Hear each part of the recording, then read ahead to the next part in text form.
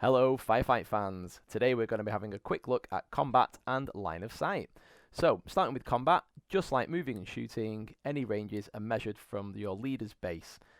Just remember that your leader is always the last model to be removed, so you'll always have a chance to move and shoot and assault as long as you have at least him left as the unit.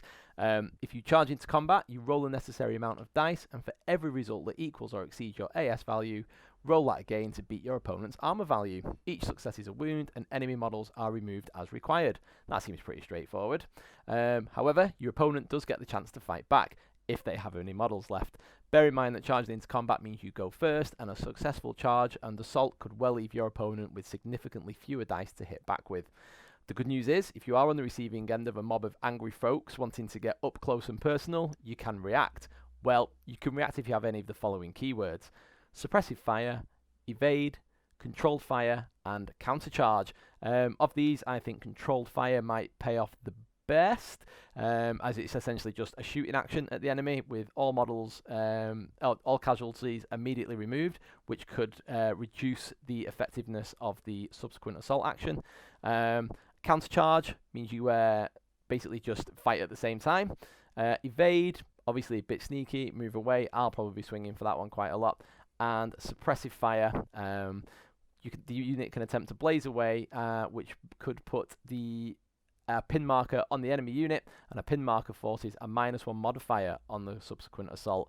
So I think their control fire is probably the strongest you could go for there.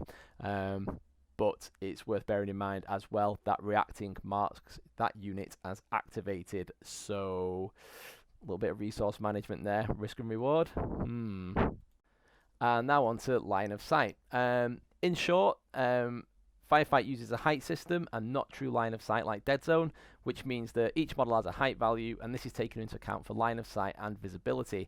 It's worth noting that terrain and scenery should have a height value assigned, and agree that with your friend before you start playing. Line of sight is determined by using a bird's eye view of the board.